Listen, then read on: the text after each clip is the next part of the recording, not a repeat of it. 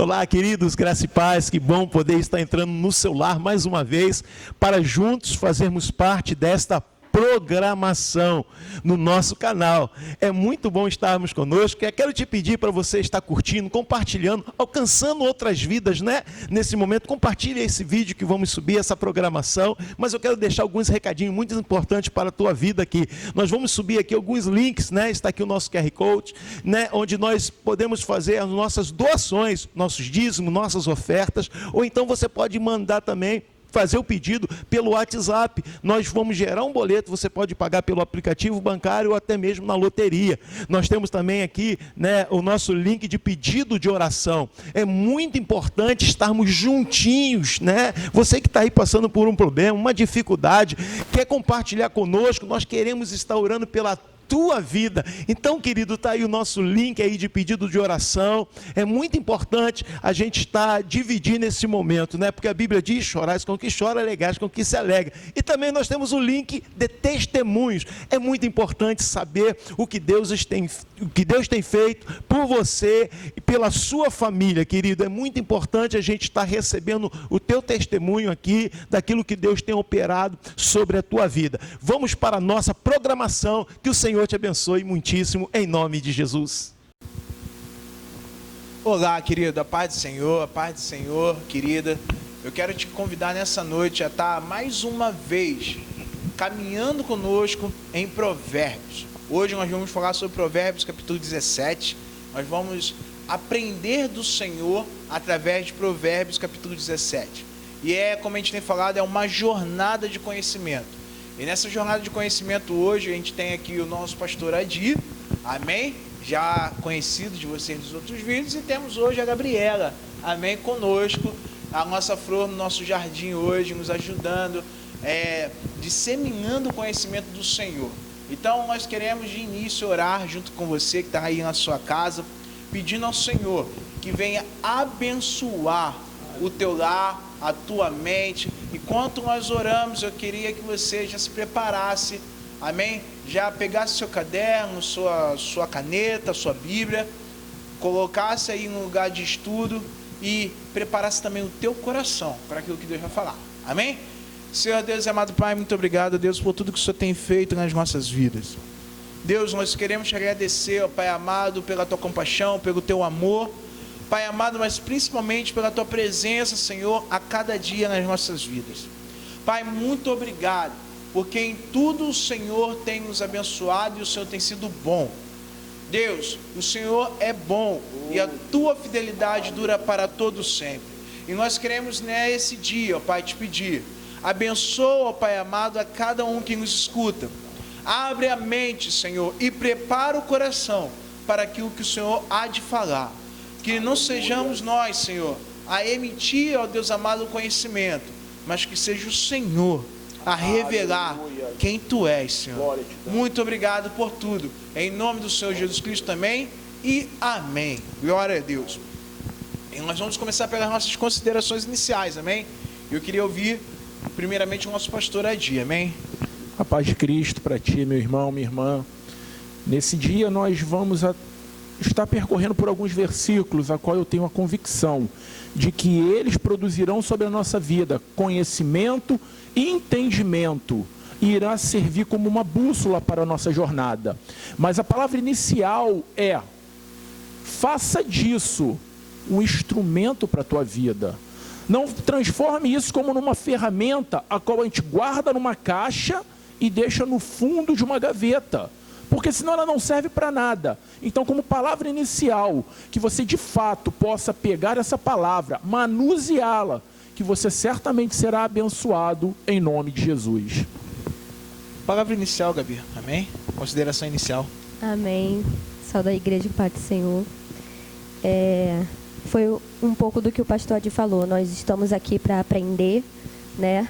Para passar conhecimento, como diz lá em Oséias, né? Que por falta de conhecimento o povo, ele perecia. Que você venha estar aberto a aprender. Que você venha ser uma pessoa ensinável, que o seu coração venha estar aberto para que o Senhor quer falar contigo. Amém? Aleluia. Vamos lá, vamos começar a ler a palavra do Senhor. Eu não vou ler todos os versículos, tá? A gente vai ler alguns, aqueles que a gente vai comentar.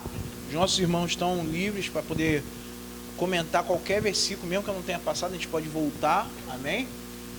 Alguns versículos, a gente estava até comentando aqui no início, alguns versículos eles são muito óbvios, né? Por exemplo, tem um versículo aqui dentro que fala que o filho tolo, a tolice de um filho, traz tristeza ao coração do seu pai e a amargura ao coração da sua mãe. Então, o que a gente precisa comentar sobre isso? Né? Não o próprio versículo ele já se explica. Ele já diz o que ele quer dizer sem necessidade de explicação. E alguns outros, nós já passamos por eles em alguns capítulos anteriores. Então, nós vamos focar naqueles que tem aí uma novidade, embora toda a palavra de Deus ela sempre traz novidade, mas ela se renova, ela traz novidade, mas ele traz uma novidade no dia de hoje. Talvez é um versículo que a gente ainda não tenha explorado tanto, e é aí que a gente vai focar nesse dia. Então vamos começar com o versículo 1, amém? Que diz: é melhor um bocado seco, com ele a tranquilidade, do que a casa cheia de iguarias e com desavenças. Na tradução de hoje, diz: melhor um pedaço de pão seco, com paz e tranquilidade, do que uma casa onde há banquete e muitas brigas. Quando a gente fala sobre casa, banquete, briga, a gente está falando sobre relacionamentos. Na verdade é isso. Porque quando fala sobre banquete, o judeu ele tinha como costume não permitir que pessoas fora do seu círculo de relacionamento sentassem à mesa com eles, para jantar, para almoçar, para se servir num banquete. Então, se você ia fazer um banquete, se você ia fazer uma janta, um almoço, servir, fazer uma festa, você chamava simplesmente aquelas pessoas que faziam parte ali do seu círculo de relacionamento, pessoas próximas.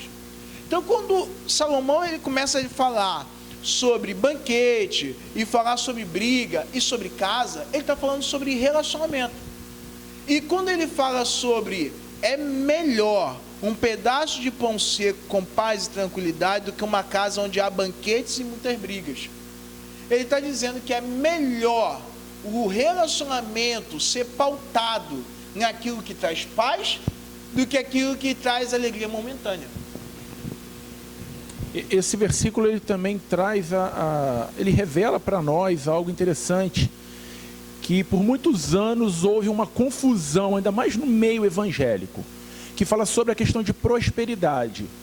Sempre se entende que prosperidade é se ter muito e se ter de tudo. Esse versículo ele diz que é melhor um banquete onde há uma simplicidade do que um banquete onde tu tenha infinitas iguarias, algo extraordinário, algo pomposo. Por que eu quero chegar nesse ponto? Deus ele tem nos revelado que prosperidade não é ter de tudo, é ter o suficiente para que a nossa vida ela seja abençoada e plena. O grande problema é que os que estão de fora associam o seguinte: um grande banquete, uma vida boa, próspera, uma vida abençoada. As aparências, elas enganam. Então eu queria só abrir esse parênteses para continuar no raciocínio do Daniel, que nós devemos compreender e entender que o pouco com paz sempre será melhor do que o muito com rixa, com rivalidade. Deus ele nos tem chamado para viver uma vida plena e não uma vida cheia de riquezas e pompas. Não é isso a qual Deus está falando. E o que acontece? A gente precisa entender que a grande questão aqui nesse versículo, né, é que a gente precisa entender onde que a gente está baseado. Por exemplo, o pastor falou que a grande concepção da vida não é viver tendo riquezas e farturas, mas é viver tendo aquilo que verdadeiramente é prosperidade. O problema é que muitos de nós baseamos os nossos relacionamentos, a nossa vida, e até mesmo, irmão, pasme, a nossa vida com Deus, tá? Naquilo que nós podemos obter desses relacionamentos. Então, muita gente hoje, ela se relaciona com outras pessoas não por aquilo que a pessoa é, mas por aquilo que ela pode trazer, pode proporcionar. Então, isso é até uma característica muito atual da geração ao qual nós vivemos, né? É uma geração que ela não precisa de um professor, ela aprende tudo no YouTube. Então, quando ela tem um professor, ela não olha para o professor como alguém de responsabilidade, como alguém de hierarquia, de respeito. Ela olha para o professor pensando, o que ele pode me dar? O que ela pode me dar? É uma geração que aprende tudo sem necessidade de ter alguém ensinando. Claro que nem sempre aprende. É o autodidata. Eles são autodidatas. Que trata o relacionamento como uma coisa descartável. Sim, totalmente descartável.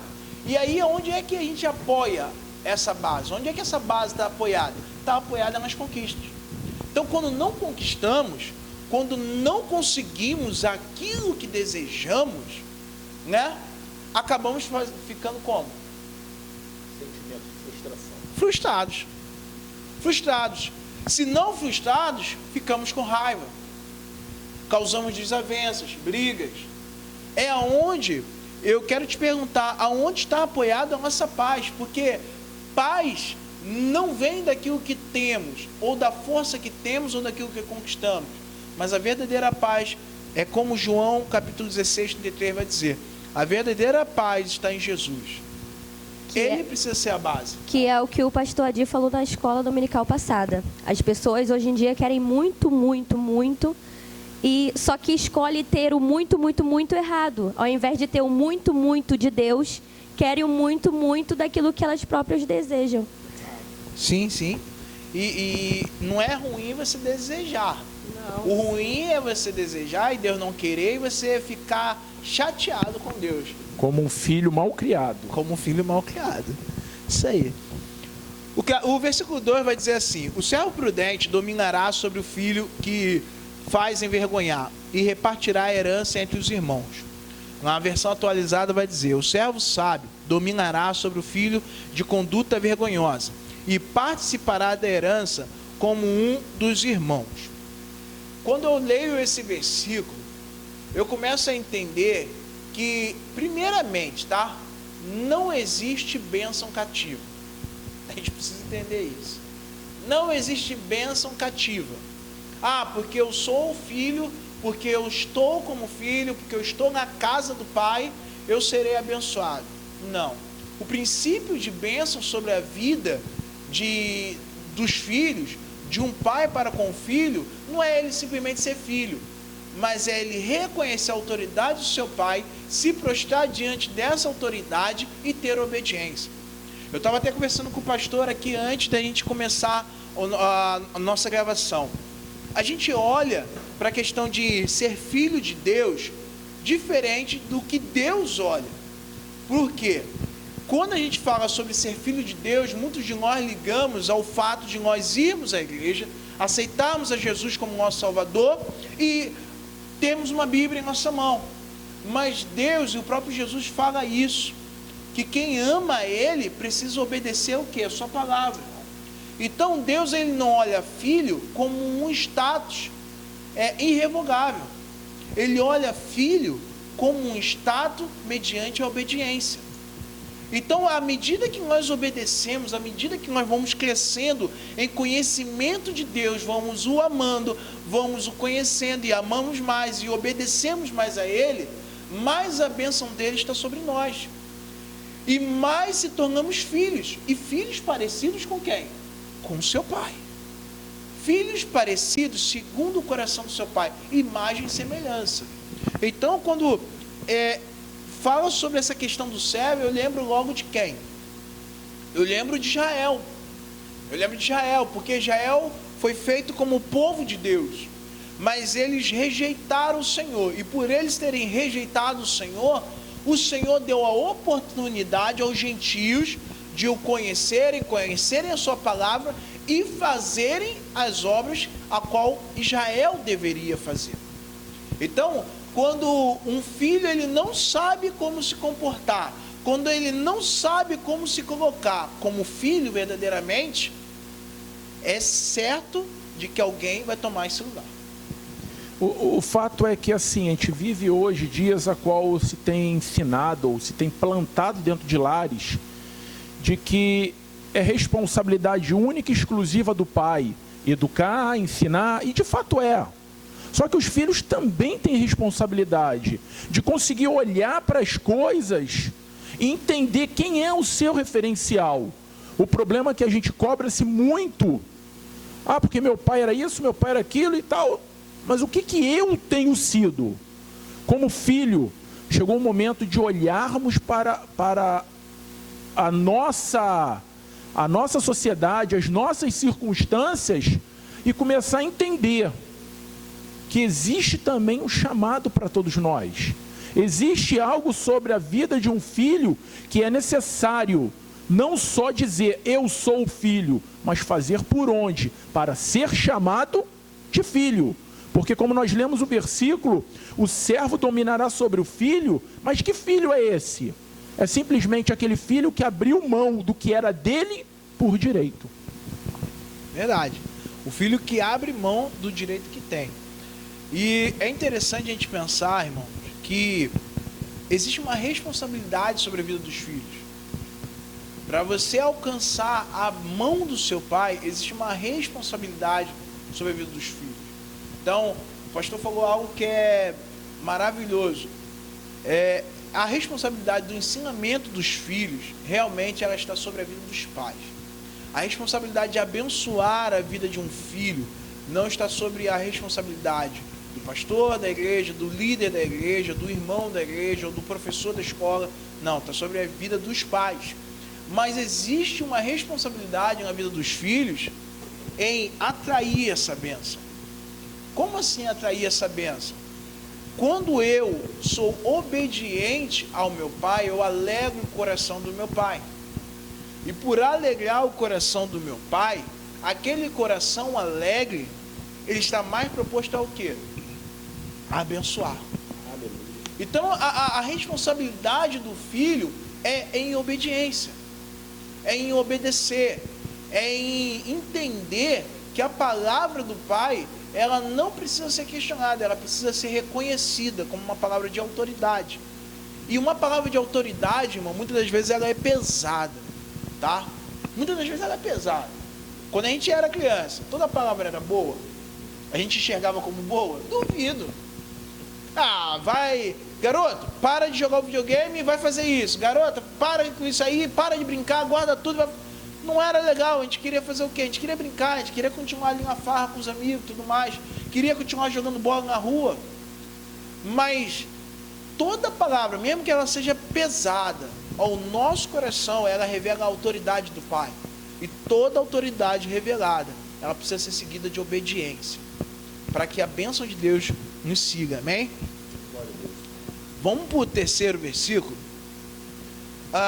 Esse versículo me chama muita atenção e ele fala assim: o crisol é um pote de fusão. Para quem não conhece, era um pote onde você colocava prata, outros elementos químicos, e você aquecia ele até que aquela prata, aqueles elementos se fundissem, tá? Então ele é um pote de fundição, na verdade. É para a prata e o forno para o ouro, mas o Senhor é quem prova os corações. O crisol é para a prata e o forno é para o ouro, mas o Senhor prova o coração do homem, na versão atualizada. O Senhor provar os corações nada tem a ver com testes ou chamadas, provas que passamos, mas sim como conhecer as nossas intenções e moldá-las, refiná-las, até que sejam de acordo com a sua vontade. O crisol, ele transformava, ou melhor, não é que ele transformava, ele expurgava daquele material as impurezas, porque ao levar ao fogo, ou o ouro ou a prata, eles são contaminados de alguma maneira no meio da sua formação. E o fogo, ele proporcionava o expurgo dessas impurezas, seja queimando ela, seja trazendo à tona para que o que trabalha com esse material pudesse recolher e deixar o melhor do material. Agora, quando o Senhor fala que Ele prova os nossos corações, o Senhor também tem transformado O Senhor também tem trabalhado em nosso coração para que fique apenas o que é o de melhor. Porque certamente aquilo que não provém, aquilo que não é digno, é a mesma maneira como o crisol era para os metais, é o Senhor para a nossa vida.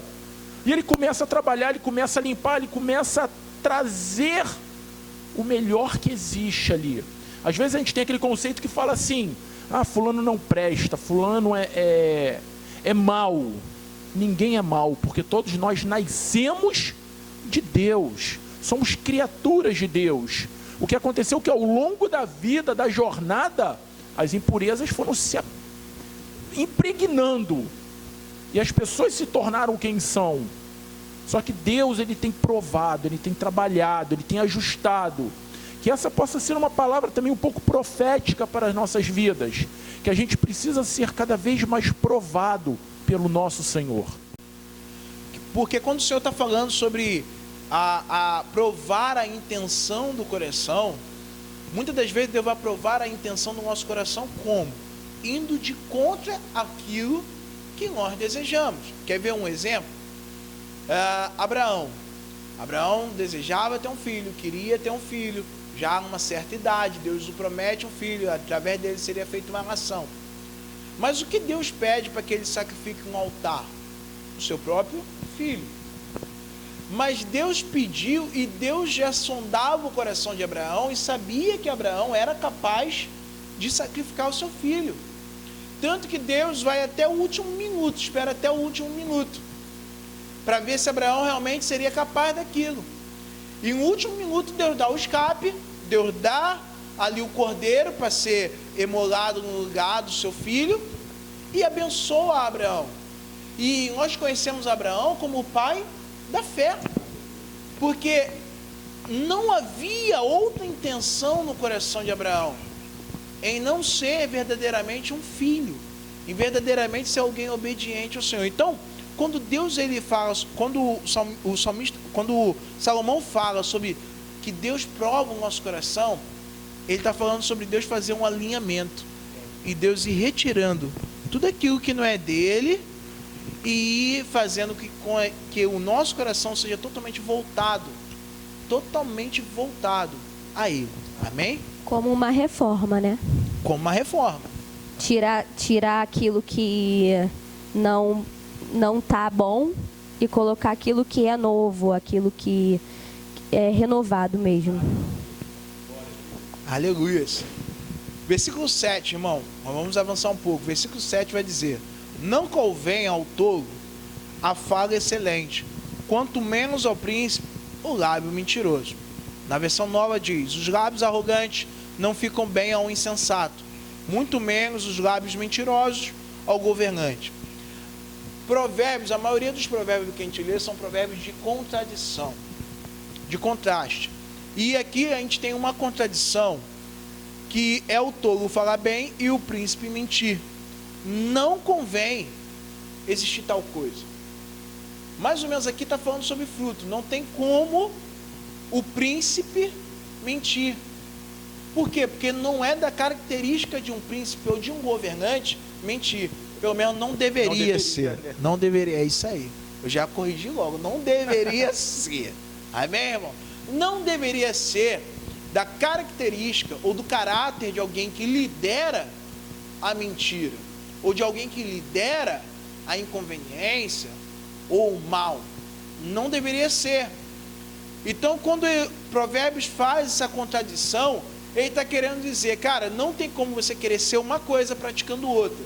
Não tem como você querer ser uma coisa vivendo outra.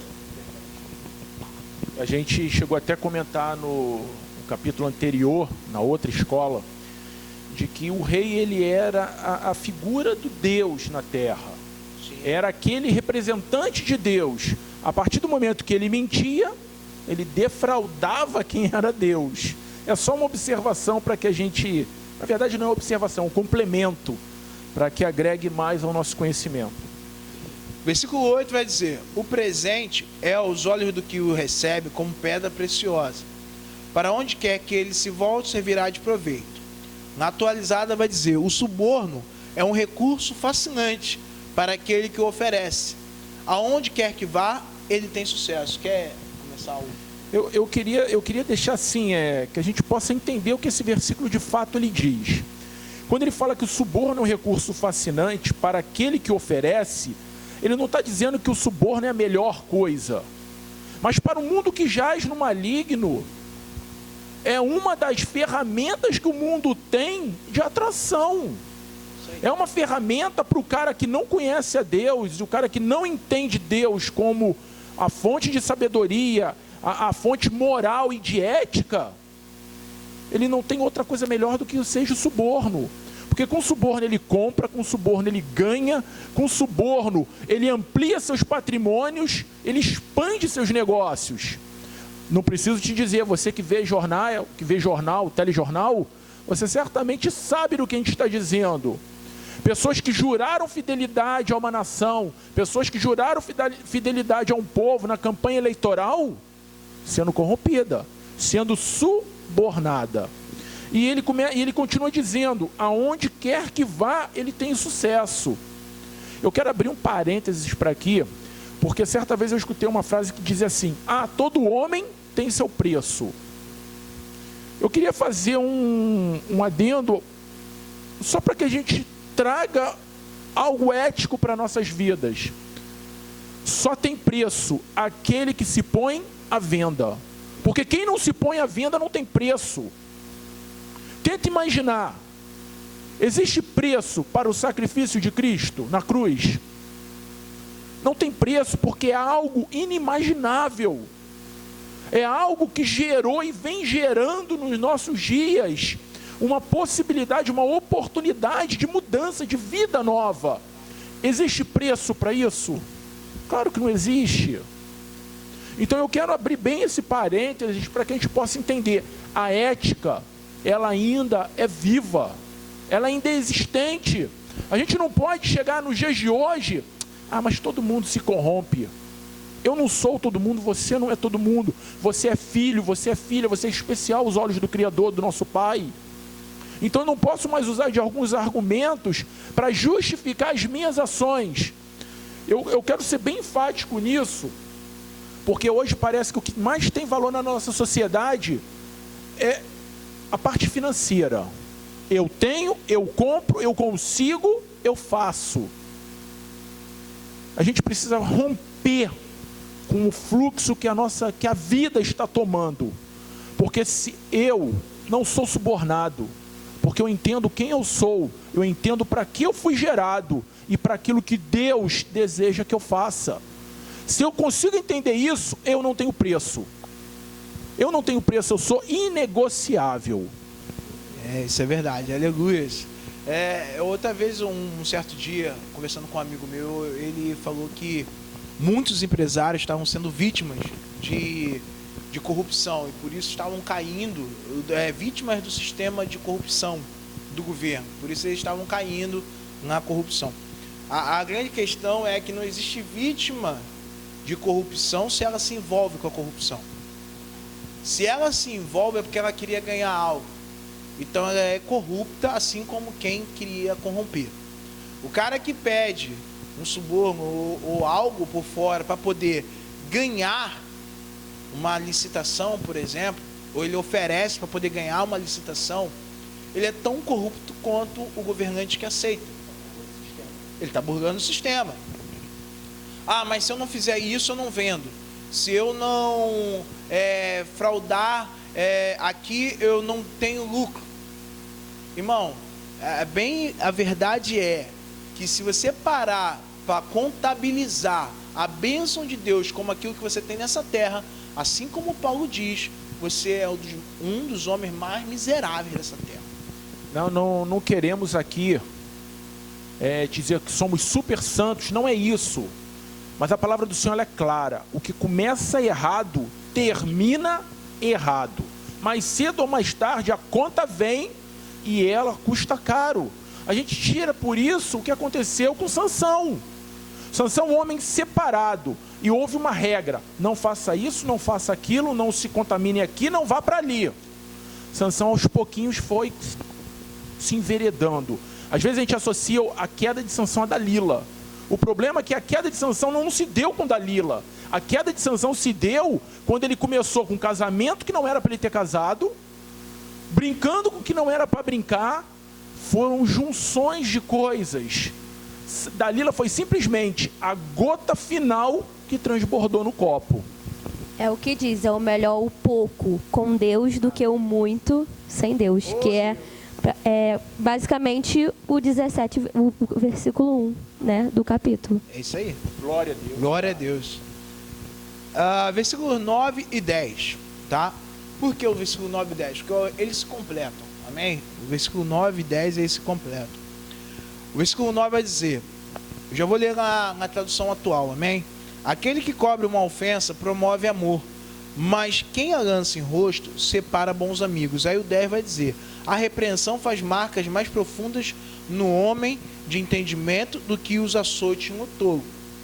Começando pelo versículo 9. Transgressão ou ofensa nesta sentença que Salomão fala, não tem a ver com o contexto de pecado. Então assim, se eu encobrir o pecado do meu irmão, se eu encobrir o pecado dele, eu continuo sendo um bom amigo para com ele. Não é isso. A ofensa aqui está querendo dizer que todos nós, em algum momento, vamos cometer erros. E esses erros precisam ser o quê? Ser trazidos à clareza. Por exemplo, se o meu irmão comete um erro, eu preciso conversar com ele e dizer a ele, meu querido, houve um erro aqui. Mas como tem que ser isso? Tem que ser em amor. Não pode ser aquela coisa ríspida de eu pegar e jogar na cara dele, de eu pegar e querer ofendê-lo por aquilo que ele fez. Você não pode fazer isso, você não pode estar nessa posição, porque um dia lá atrás você fez isso, porque em algum momento você fez aquilo. É isso que Salomão está querendo dizer. Que muitas das vezes a gente, como amigo, a gente ofende, até mesmo tendo uma boa intenção.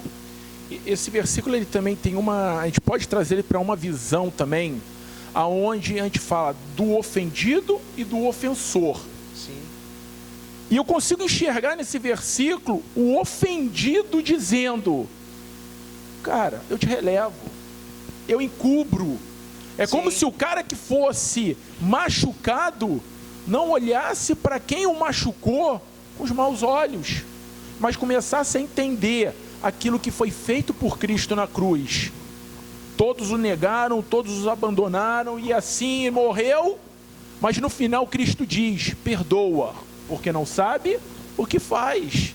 Eu enxergo esse versículo dessa maneira, porque logo em seguida ele diz assim, mas quem lança em rosto separa bons amigos. O ofendido começa, mas você fez, você disse, você...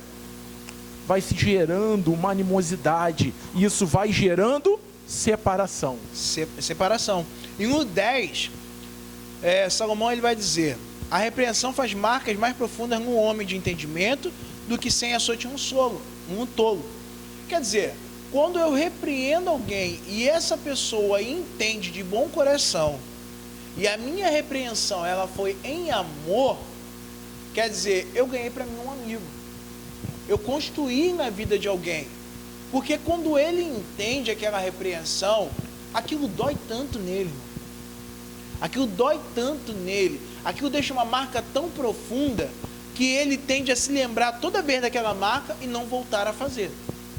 Todos nós passamos por processos na nossa vida que o que a gente melhor consegue extrair de aprendizado é quando a gente para e fica pensando sobre aquilo que nós cometemos. Não é no sentido de ficar remoendo, não é isso. Já viu quando você erra, mas existe um sentimento, poxa, o que eu preciso fazer para não errar mais? É assim que essa marca, qual o versículo fala, ela gera profunda no homem o entendimento. Porque o desejo dele não é errar, mas se ele errar, ele começa a perceber, Senhor, o que eu preciso fazer? Senhor, como fazer? Me ajuda, preciso entender. Hoje nós estamos vivendo uma geração sedenta por Cristo. Nós estamos vendo jovens hoje com uma nova pegada, voltado para aquilo que Deus tem a nos dar, voltadas para aquela adoração, voltadas para um sentimento realmente de filhos gerados. E isso faz a gente compreender muito que nós precisamos parar, refletir, repensar, porque já não vivemos mais aquela época que a gente olha, errei, tá bom, o Espírito Santo é generoso, o Espírito Santo entende. Não é assim. A gente precisa refletir sobre os nossos erros para não cometê-los de novo. Gerar em nós o sentimento de arrependimento, que quando nos arrependemos, somos perdoados e chegamos próximos ao propósito, a Deus, né? Isso é verdade. Arrependimento, ele gera transformação, né? E se você só se arrepende, é porque houve uma causa, nós já até falamos sobre isso em algumas outras escolas dominical, quando você só se arrepende porque aquilo que você fez gerou um transtorno na sua vida, então isso não é arrependimento, né? Isso não é arrependimento. Qual o verdadeiro arrependimento?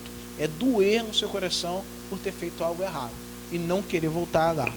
Vamos avançar ao versículo 14. O versículo 14 ele é muito interessante porque ele, mais uma vez, ele vai falar sobre relacionamentos. E a gente vive em um mundo, irmão, que a gente precisa aprender a lidar com os nossos relacionamentos. É difícil o relacionamento interpessoal, entre pessoas. É difícil, não é fácil. Seja no trabalho, seja em casa, seja na família. Irmão, eu sempre falo que existe o casal margarina, né? Aquele casal que ele transmite tanta paz, ele vende a família como se fosse a coisa mais... Tem casais que chegam nesse nível, mas quando você vai olhar a história deles para trás, o quanto já eles precisaram arranhar um ao outro ali para poder entrarem dentro de uma mesma junção, irmão, não está no gibi. Só entendendo, né, Daniel, o que é um casal margarina? É aquele casal padrão. Lindos filhos, uma linda esposa, um lindo marido, uma ótima casa, de preferência na cozinha. Já percebeu? Ou é na cozinha, ou é numa mesa. Aquele café da manhã bonito, lindo e maravilhoso, sorrindo, né? Não, irmão, na verdade isso tem gerado muita expectativa até mesmo no coração de muitos jovens. Não, porque, cara, quando eu casar, tem que ser assim, tem que ser assado, e aí aquela expectativa totalmente desenfreada, colocada num padrão que não é verdadeiro, ele acaba gerando frustração. E aí quando a gente fala sobre relacionamento, Salomão ele vai dizer: começar uma discussão é como abrir uma brecha num dique. Dique é aquilo que represa a água. Por isso, resolva a questão antes que surja a contenda. Ele está querendo dizer, depois que você começar a briga, pode ser que não tenha mais como voltar atrás. Não tenha volta. Então ele está dizendo assim, cara, melhor do que você brigar por algo, é você resolver. Aí eu te pergunto, como resolver algo sem brigar? É possível? É possível, irmão. É possível. É possível sim. Primeiro começa com a questão dos princípios. Quais são os princípios que a gente tem vivido dentro dos nossos relacionamentos? Porque a palavra de Deus mesmo vai dizer que não andarão dois juntos se eles não estiverem de acordo.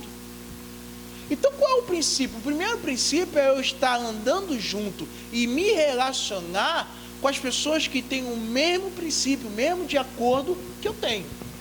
E aqui a gente abre um parênteses também como uma forma de alerta para nossas vidas. A gente entende que no meio de uma discussão é como se não houvesse... Ninguém quer sair derrotado. Numa discussão, um quer falar mais do que o outro, um tem mais razão do que o outro. O grande problema que eu enxergo como esse dique é que existe uma barreira que contém algo muito devastador que está guardado, reservado. O grande problema no meio da discussão, que a gente começa a trazer coisas à tona que não estão nem dentro do contexto da nossa discussão. A gente está aqui falando, de repente, de um relacionamento marido e mulher. Aí daqui a pouco, mas a sua família fez aquilo.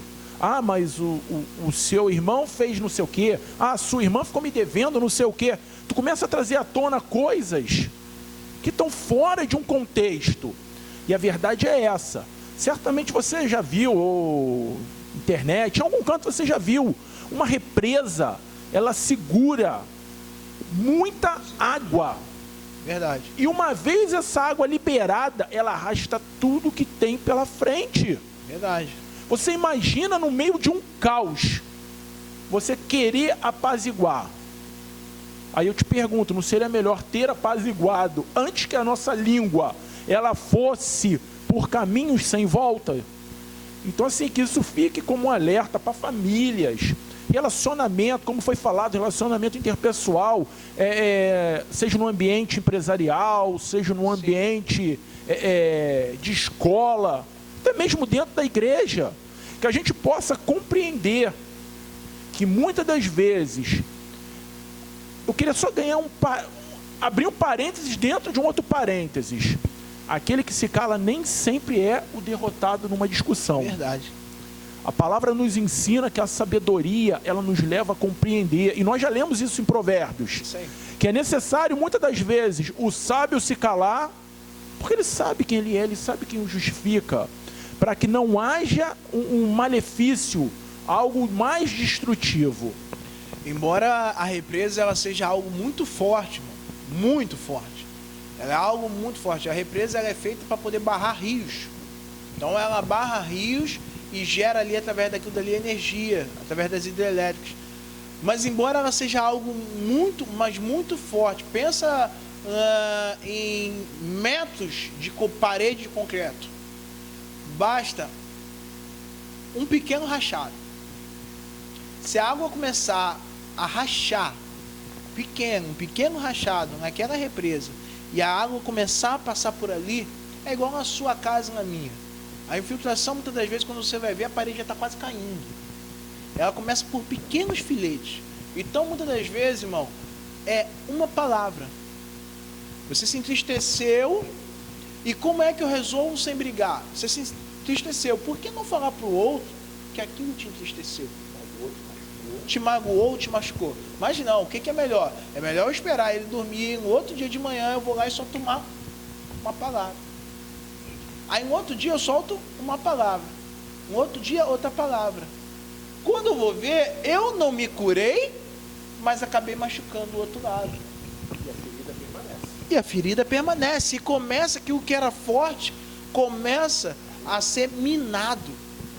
Então, entenda, tem como resolver antes de começar uma briga. Tá? Porque muitas das vezes quando a gente começa, não tem mais como parar. Que na verdade uma coisa pequena acaba se transformando numa coisa muito grande, que você não resolveu quando era pequeno, mas você começa a soltar quando já está muito grande.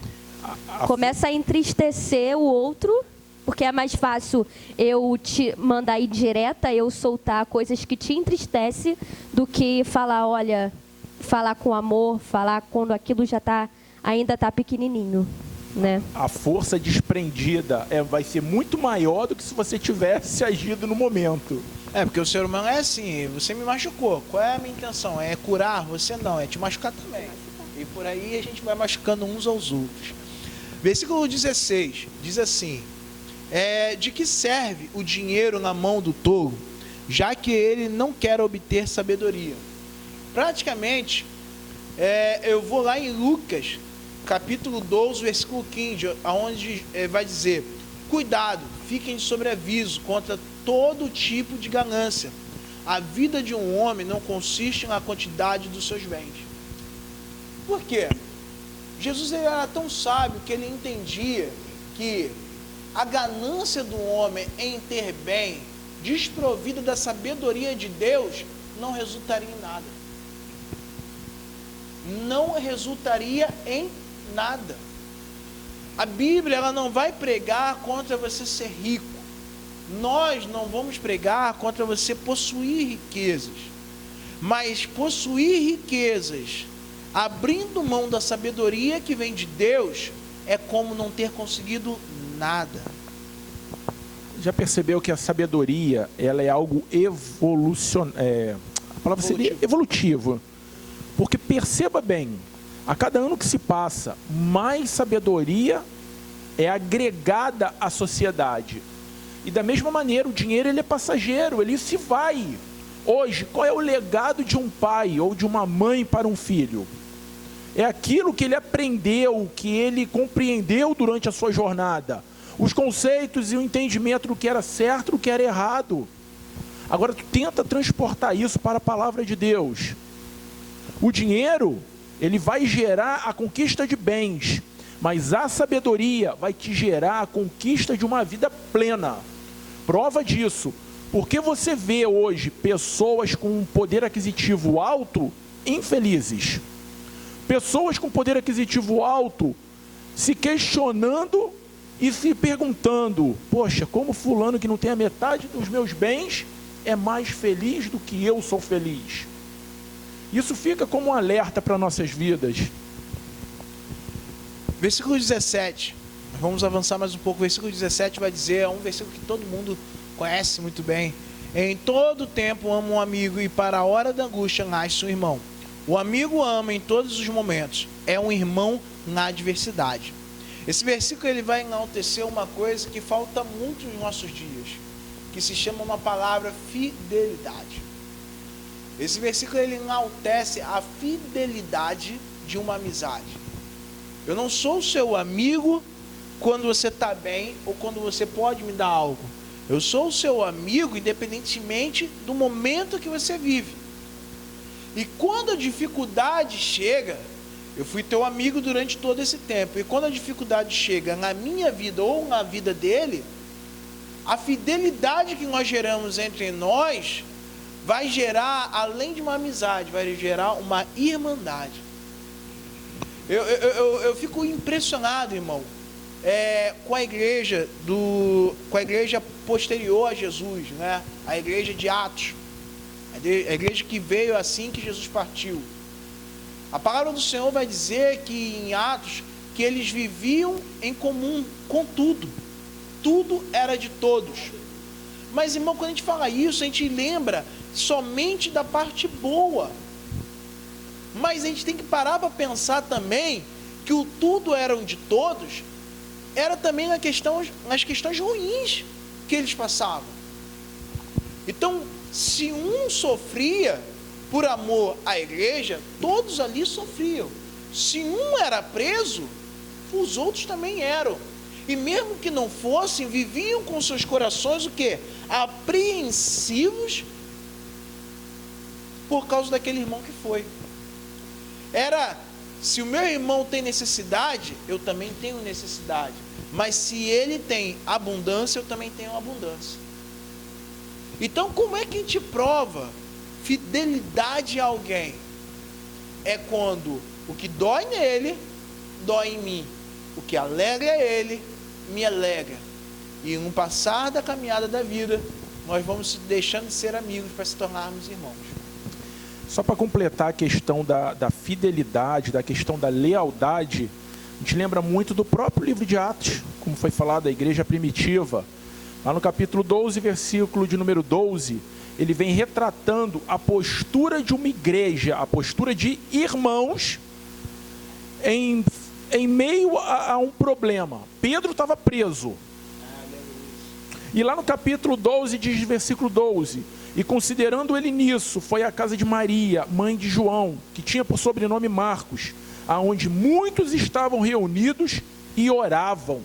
E batendo Pedro à porta no pátio, uma menina chamada Rode saiu a escutar, e conhecendo a voz de Pedro, de alegria não abriu a porta, mas correndo para dentro, anunciou que Pedro estava à porta.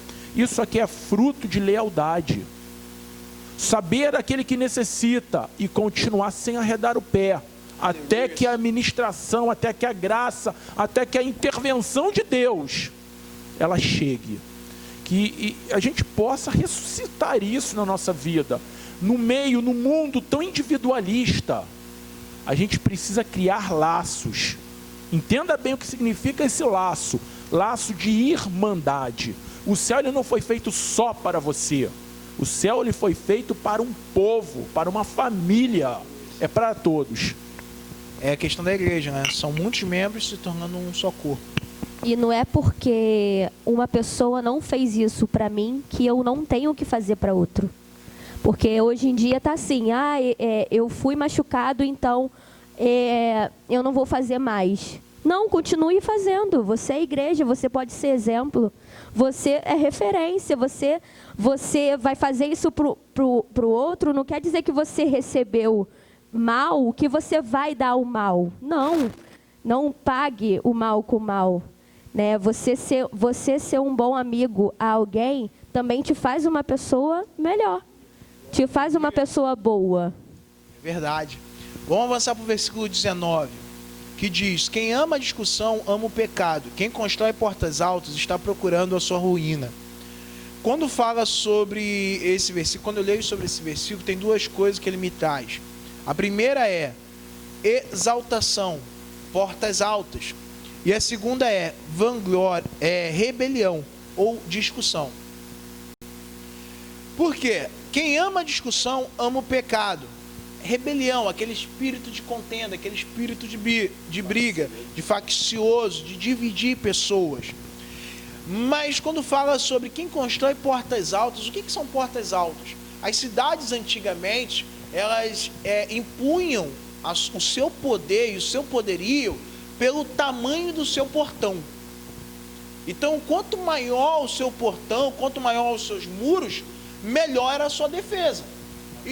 Então, quanto mais poderosa é a sua defesa, mais força você tem.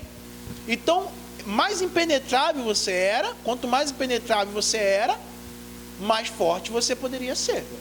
Esse era o contexto da guerra. Então, quanto mais alta era a porta, mais alto era o portão, mais forte você era.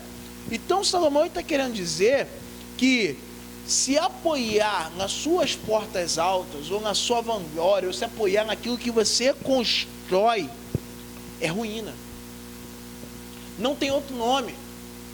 Eu me apoio porque eu construí esse nome, porque eu construí isso aqui, porque eu construí, porque eu fiz, porque olha isso aqui, virar para os seus filhos e falar, tudo que eu construí vai dar segurança a vocês, vai dar isso. Irmão, é fato que a gente já viu várias famílias fazendo isso. No segundo ano de falecimento do pai e da mãe, os filhos já se dividiram para brigar por aquilo que os pais deixaram. No quinto ano ou no 10º ano do falecimento daqueles pais, praticamente já perderam tudo aquilo que os seus pais construíram. Então, assim, não se apoie na tua fortaleza ou naquilo que você construiu, porque isso é ruína para a sua vida. Capítulo 26 de 2 Crônicas fala do rei Uzias. A palavra fala que ele foi um jovem que começou a reinar e era agradável aos olhos de Deus. Mas no versículo 16, mas havendo-se já fortificado, exaltou o seu coração até se corromper e transgrediu contra o Senhor seu Deus, porque entrou no templo do Senhor para queimar incenso a altares. Porém o sacerdote Azarias entrou após ele, com ele orienta o sacerdote do Senhor, varão valente. O que essa palavra significa? Uzias começou a olhar e dizer, olha o que eu fiz, olha o que eu plantei, olha o que eu construí, olha o que... A gente entra dentro do versículo que nós estamos lendo. Exaltação é só a glória de nosso bom Deus. Portas altas não compete nós construirmos, Aleluia. mas sim a Deus, a qual Ele é a nossa porta, Ele é o nosso caminho, Ele é o nosso refúgio e fortaleza. Glória a Deus. Versículo 22, estamos caminhando para o final, tá, irmãos? Versículo 22 vai dizer que o coração alegre é como bom remédio, mas o espírito abatido seca até os ossos. Na versão atualizada vai dizer, o coração bem disposto é remédio eficiente, mas o espírito oprimido resseca os ossos. Em Salmos capítulo 32, versículo 3 e 5, o salmista vai dizer que enquanto ele não confessou os seus pecados, a sua alma, os seus ossos se envelheceram. Somente quando ele confessou os seus pecados e se arrependeu, ele pôde viver. Podemos entender que uma vida física saudável passa pelo entendimento de uma vida espiritual saudável. Existe uma conexão entre alma, corpo e espírito. Então a gente consegue entender hoje que a vida física e a vida espiritual, uma traz benefício para a outra. Se complementam. Se complementam. Se complementam. E é necessário que a gente entenda isso, porque quantas pessoas nos nossos dias tem cuidado do seu corpo físico, mas tem se esquecido de cuidar do seu corpo espiritual. Irmão, é procedimento para o nariz, é procedimento para o cabelo. Quem não tem cabelo quer ter cabelo, quem tem pouco quer ter mais, quem não tem barba quer ter barba, e por aí a gente vai. Não estou dizendo que a gente tem que ser relaxado, não é isso que eu estou dizendo. O que eu estou dizendo é que cada vez mais a gente não aceita envelhecer. Já viu isso? A gente não aceita ter as marcas da idade que o tempo traz para a gente. É inegável isso aí é inegável. O fato é que, assim, nós estamos vivendo numa sociedade tão consumista que hoje se descobriu cremes anti-rugas, cremes para retardar o envelhecimento, e creme para isso, e creme para aquilo, e creme. Só que se não houver uma modernidade, bom, a palavra não sei nem se seria essa, mas um equilíbrio, vamos usar essa a palavra. Se não houver equilíbrio, foi como foi falado, nós não teremos uma comunhão. A vida espiritual e a vida material, elas têm que andar muito próxima. Não entenda isso como algo ruim. A vida material é o cuidado com o nosso ser. É o zelo não só pela nossa saúde física, mas a gente não pode ver uma e deixar a outra. Elas têm que ser completas. Eu vejo muito, principalmente meninos, né, jovens, eu lido muito com jovens, eu vejo muitos jovens que eles tendem a essa questão do ver, do espelho. Então, cada vez eles querem parecer mais, querem estar mais robustos, maiores, musculosos e mais magros, mais assim, mais assado. Mas aquilo dali só revela, na maioria das vezes, que falta algo dentro. Que falta algo a ser preenchido. E muitas das vezes vai se preencher com o olhar e a atenção das pessoas. Através do Instagram, do Facebook. Então, para eu estar lá naquela rede social, eu preciso estar bonito, eu preciso estar aceitável, pelo padrão que existe lá fora. Que é exigido, existe um padrão que é exigido de nós. E eu preciso estar dentro dele. E aí eu entendo que falta algo espiritual que vai totalmente transformar a sua vida. Que é quando Jesus olha para a gente e vê em nós aquilo que o mundo não vê. Que é o que acontece hoje em dia. Estamos preocupados com o que as pessoas veem, só que quando chega no nosso quarto, a gente chora, a gente desmorona. Aquilo que é montado no Instagram, aquilo que é montado para uma pessoa ver, desmorona quando você está sozinho, quando o teu espírito quando o teu coração começa a sangrar, sabe? E foi quando eu estava estudando que me levou a Provérbios 4:23, sobre tudo que se deve guardar, guarda o teu coração, porque dele procedem a fonte de vida. Glória a Deus. É de dentro para fora. Você será satisfeito no seu exterior quando o seu interior tiver vida, tiver bom, né? Tiver em comunhão realmente. Então, irmão, malhe o seu espírito, amém? Versículo 27 e 28, para a gente terminar, eu já vou para as minhas considerações finais, amém? Diz assim: o que possui o conhecimento guarda suas palavras, e o homem de entendimento é preciso no espírito. Até o tolo, versículo 28, até o tolo quando se cala é reputado por sábio. O que cerca os seus lábios é tido por entendimento. Na tradução atual, versículo 27, quem tem conhecimento é comedido no falar, e quem tem entendimento é de espírito sereno. Versículo 28 vai dizer: até o insensato passará por sábio se ficar quieto, e se contiver a sua língua, parecerá que tem discernimento. Sobre o versículo 27, esse versículo ele vai dizer para a gente algo que é tremendo. Que se você tem entendimento, a primeira coisa que o teu entendimento vai revelar em você é a serenidade. Primeira coisa que o entendimento vai revelar na tua vida é a serenidade. Alguém sereno em entender, em falar, em ensinar, em amar, em estar próximo. Não é alguém altivo, não é alguém que quer demonstrar o que sabe, que conhece, que quer falar para todo mundo num palco grande que ele possui conhecimento. Não.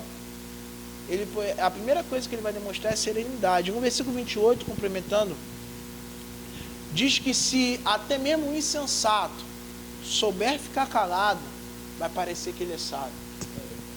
Quer dizer, não basta ter entendimento. Esse entendimento tem que vir junto do quê?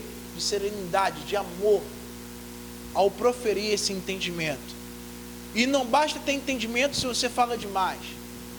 Porque o próprio versículo vai dizer que se você contiver a sua língua, parecerá que você vai ter discernimento. Então, o que é ter discernimento? É ter serenidade e saber falar no momento certo, conter, refrear a sua língua.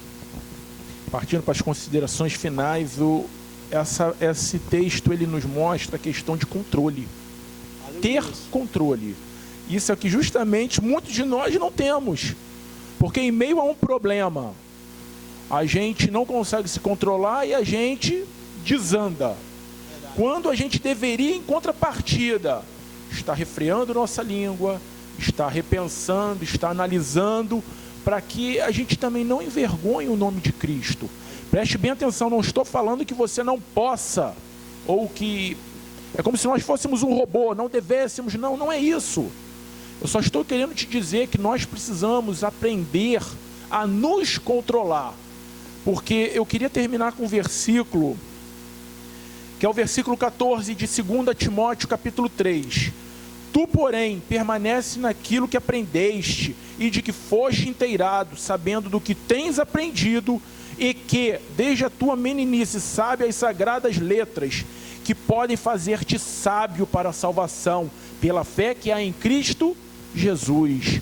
Guarda o que tu tem, refreia o teu espírito, segure a tua língua, que você será abençoado e abençoará a outros, em nome de Jesus. Aleluia. Eu anotei aqui as vantagens de manter o silêncio que nos traz. Quando não se tem o que falar, não fale. E nos dá a oportunidade de ouvir e aprender. Manter-nos em silêncio nos dá a oportunidade de ouvir e aprender. Ouça mais e fale menos, para que você possa aprender, né? Uma vez me falaram, senta para ouvir e levante para ensinar. Que nós possamos ouvir mais, para que possamos, quando formos falar, ensinar, ao invés de falar. Aleluia. E assim a gente termina a nossa Escola Bíblica Dominical desse domingo, e eu queria te agradecer por esse tempo maravilhoso que a gente passou junto, amém, irmão?